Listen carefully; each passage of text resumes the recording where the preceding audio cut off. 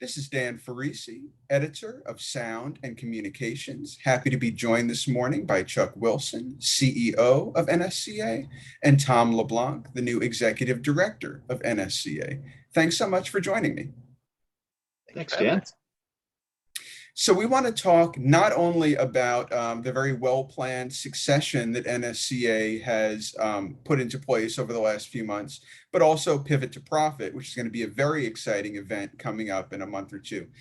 So let's start by talking about the succession plan. I know recently in one of NSCA's own publications, it was announced that Chuck has stepped away from the executive director role. He is CEO of NSCA. He's certainly not retiring, though, staying very active in the NSCA Education Foundation, whereas Tom has been promoted to executive director. So can you talk a little bit about the very well-planned succession that NSCA is executing? Yeah, you want me to start, Tom? I'll give the background, right? Yeah, I think you should start because it really started with you about 2.5 years ago. Yeah, so this is, I think, by phase 5 of a 6-step program that we're doing here. And really what happened was many years ago, we addressed the issue that, I'm going to have to step back at some point and, kind of let someone take over, kind of fill that the void or fill the shoes, whatever you want to say, to realize that one person can't do this forever, right? So I've been doing this since 1996, I guess. And so 2.5 years ago, we decided that we were going to start that process. And so we first started looking at, okay, what is the characteristics of the person? But more importantly, we looked at what are going to be the voids, or what are going to be the talent gaps or the experience gaps that we would see there if or when the day comes that I wouldn't be here on a full-time basis. So we started planning this whole thing with our committees and councils and structure. We created a group called the Leadership Development Council, and they started to think about what I bring to the table and what the next person would bring, and then how the industry and how the integrator has evolved over the years and all that. So it's been a long time coming. We got that put in place before we actually even started to think about people that would fit that position. So I'm real proud of that, because this is the very thing that we do when we go out and work with our members, to think about succession planning, kind of like it's a marathon, not a sprint, if you will. So it's Right. like, what do you have to put in place in order to systematically have that happen, and look at generational issues, look at the people that are here, what their skill sets are, all that. It was a big deal, and we took it very seriously, of course. I didn't realize there had been, multiple years of planning. As you said, I think this was phase 5 of a 6-phase process. So clearly this was very well thought out over a period of many years with your entire NSCA brain trust. Right. And then the other thing that the board and the board of directors and the leadership group within the board, what we thought about too was all the other things I'm involved with. And you mentioned the foundation. 20 years ago, we started a very successful education foundation where we're helping, build that next generation. We're helping STEM students find their way into our industry. We're doing a lot of things to have provided many scholarship dollars for people unable to get a good education and stuff. And so we have taken the foundation, and the foundation created PASS, which is, you can see behind me, the Partner Alliance for Safer Schools, which is a huge passion of mine, that I want to be able to work on that sort of thing. So part of this, the 5th step of this process we're in right now, allows me to just contain my NSCA work on Tuesday, Wednesday, Thursday, and then Mondays and Fridays, it allows me to do my volunteer and the foundational efforts, the not-for-profit charitable organizations that we manage or have been part of getting organized as well. So with Tom stepping into my role as executive director, I know that we've got like the best person we could possibly find in our industry to fill in all of the stuff that I was doing on a day-to-day basis, where I can work on the business, not just in it, sort of thing, like we preach at our leadership sessions and things. So we're looking at strategy. My focus is going to be on finance, legal, strategy, doing some governance type things and all that, and really, being a better manager, organizer of our foundational activities that we do too. So Tom is who we picked out, and I couldn't be more thrilled with that. Well, having worked with Tom in a number of different, trade shows and stuff like that over the years, I agree he's a fantastic choice for this. I want to bring him in just one moment, but I want to ask you one question, which is, why is, for our audience, Tom the very best choice to be the new executive director for NSCA? Sorry, Tom, I'm not going to ask you that. I don't want to put you in the position of explaining that yourself. Well, he and I've been working together a lot, with his role in the publication and my role at NSCA. Is I've gotten to know him for 13 years, I think, something like that, 11, 13 years. And so it was just, who has a better sense of the industry, and then also a sense of the industry and what the industry needs, along with, he's much younger than I am, so he's got a lot of runway ahead of him, whereas I'm at that point where, I need to start slowing down and enjoying life a little bit, and spending more time with family and all that other kind of stuff that you want to do once you kind of at the tail end of your career here. So we just Tom and I hit it off from day one when he started with the publication, and it's just been a great relationship ever since then. So Tom, when you were, leading a trade publication, did you ever imagine one day you would be filling Chuck's shoes in some respect as executive director of NSCA? Is this something you aspired to one day, lead or work at the very upper echelons of one of our industry associations? No, at the time, I really didn't, Dan. It was something that, as Chuck said, he and I had a great relationship, and we used to joke about things like that sometimes. But I was very focused on my role at the publication, and it's not something that occurred to me at the time. But then subsequently in my career, I reached a point where I started to reflect a little bit more about what I wanted to do going forward. And in doing so, I thought a lot about what I most enjoyed when I worked at the publication.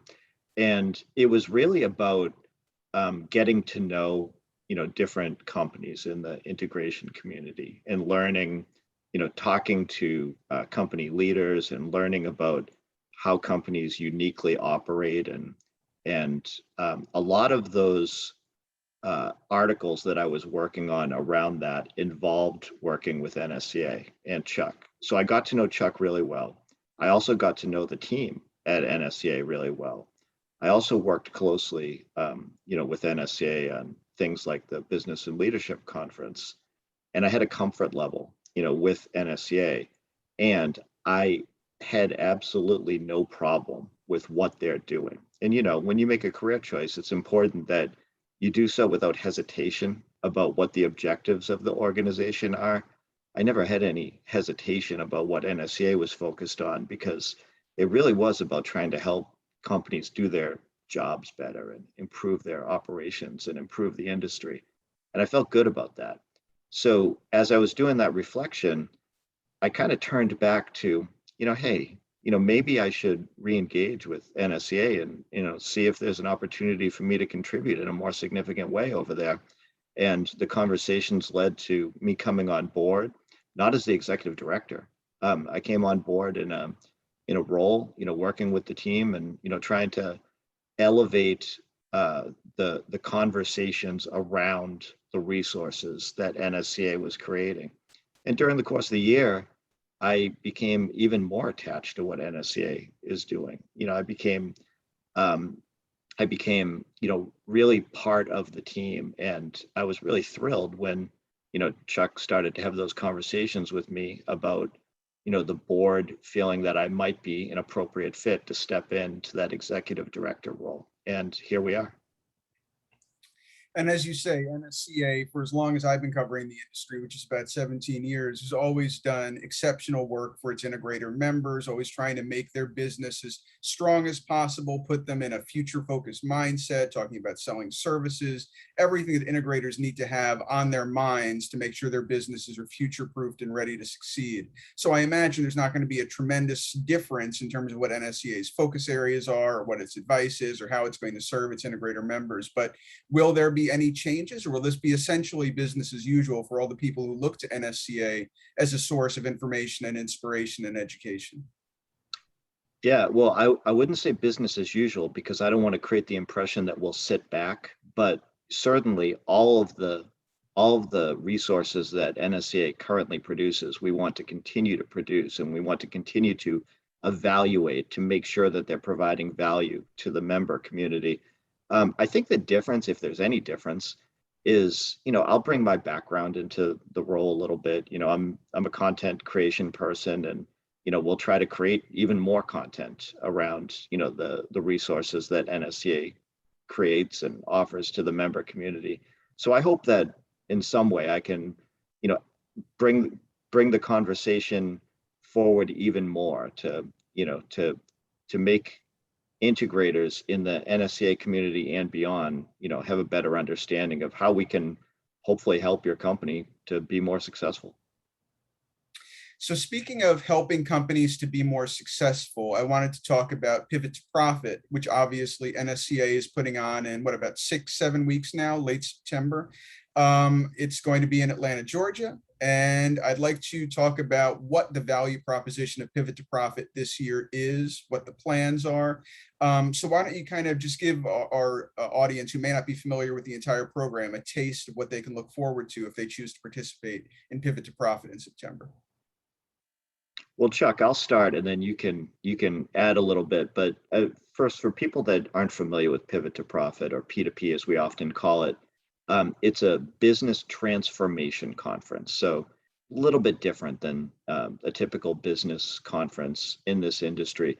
It's targeted at companies that are trying to figure out how to bring their revenue to the next level, or expand into new markets, or understand how to better sell service and improve their company in that regard. So it's all about walking in the door of this conference and spending a couple days there, and then walking out with a lot of new ideas and ways to implement these ideas that will help them to take their business to the next level. So it's all about business transformation. And this year, a lot of integration companies are going through a lot of transformation for a variety of reasons, and it just seems like a really appropriate time to have these conversations right now. And the timeliness of companies trying to build a post-pandemic business plan, I think it's perfect for the conversations that we're going to be having at P2P, Chuck. Yeah, and I think to add on to that, it's about relevance too. So we think about the evolution of the integrator, we think about the change that's occurring, we think about recurring revenue, managed services, and all of that. And we have to figure out ways where integrators beyond the project can stay relevant to the client, and to have that stickiness with the client, and to be able to, build a business based on having great customers that always look to you as that mission critical technology solution provider. And I think this conference is what helps our members create that foundational strength they need in order to accomplish that movement and what we're seeing as what clients expect of us nowadays. So it's that transformation is a good word, because we're thinking about it all the time as to what are the new technologies that they'll be working with? What are the most impactful technologies going forward? And then how do you run a business that provides that technology to the client in the way that they want to consume or use those systems and things? It's an important event. I think it's fair to say NSCA has been on the leading edge of some of this industry transformation over the last several years. When you've written pieces for Sound and Communications, you've talked about the transition from capital expenditure to operational expenditure. You've talked about managed services and continuing relationships, service level agreements, things of that nature. So within the broad confines of business transformation, are there certain sessions or keynotes or anything where you can give us a preview? Or if I'm an integrator thinking about going, you can say, well, you'll have the opportunity to learn about X or Y or Z specifically, or has the program not been set to the point where you can say particular topics will be on deck? Well, can I talk about one, Tom? Because I'm right in the middle of it.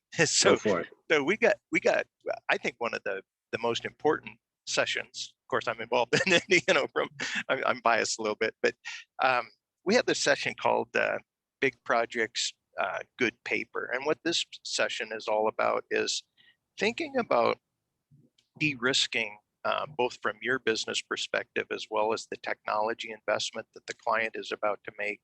Is so much of our solution, I guess, nowadays includes software and licensing of that software. It includes intellectual property management and making sure that we are, working on a project for a client. But what we're also doing is we're providing them with a system that has natural vulnerabilities.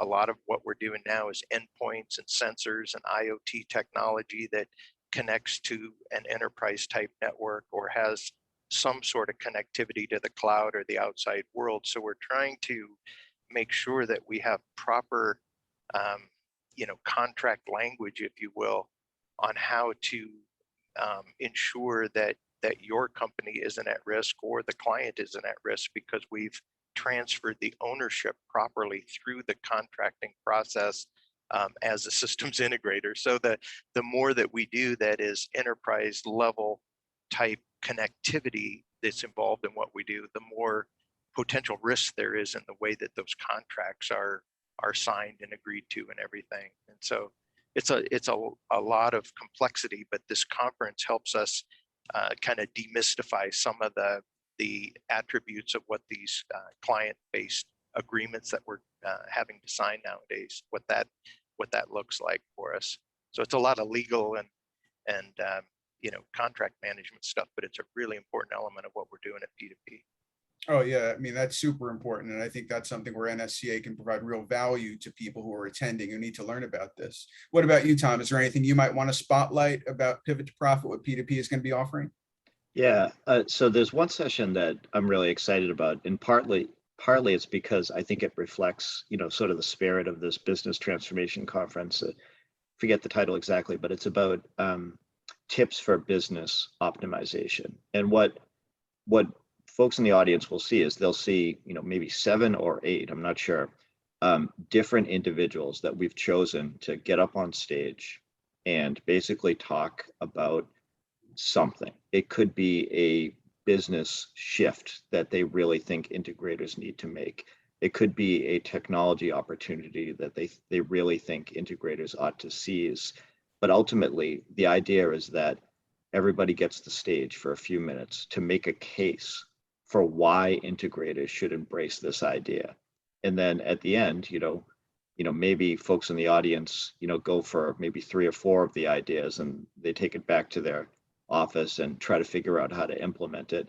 And maybe some of the ideas aren't exactly for them, but it helps us to feel confident that when folks attend, Pivot to Profit, they will walk away with implementable ideas. And I love that session because, it's kind of like a lightning round type of environment for business ideas. So, folks will definitely get a lot out of it. One other I'd like to mention real quick, Dan, is the last session of the event is a session where it sort of addresses that premise that when folks in this industry go to a business conference, they get really excited and, probably motivated by the speakers who, do a good job conveying their ideas.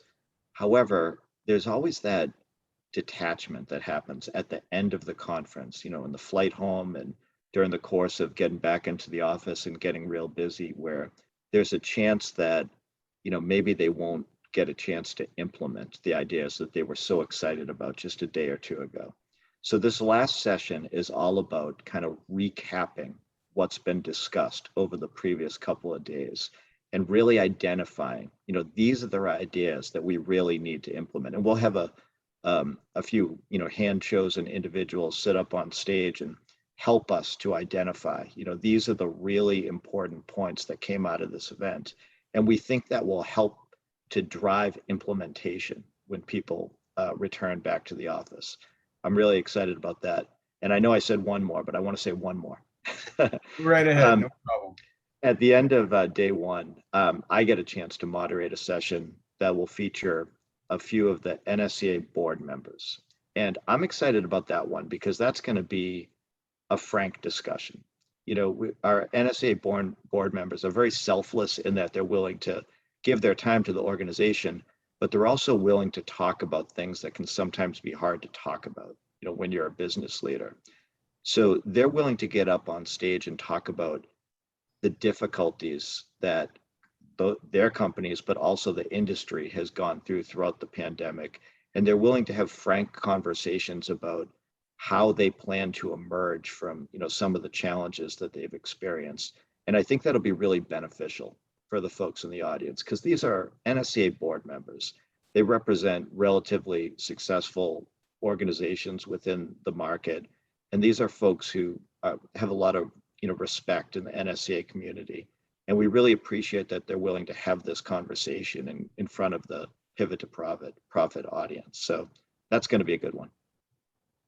So hopefully our audience has had their appetites whetted to choose to participate. I know I mentioned it's in Atlanta. I know I mentioned it is next month, but can you give some of the particulars for people who might have watched this and then said, well, I want to be part of this. I want to benefit from what P2P has to offer, either a website or some more specifics about the physical location?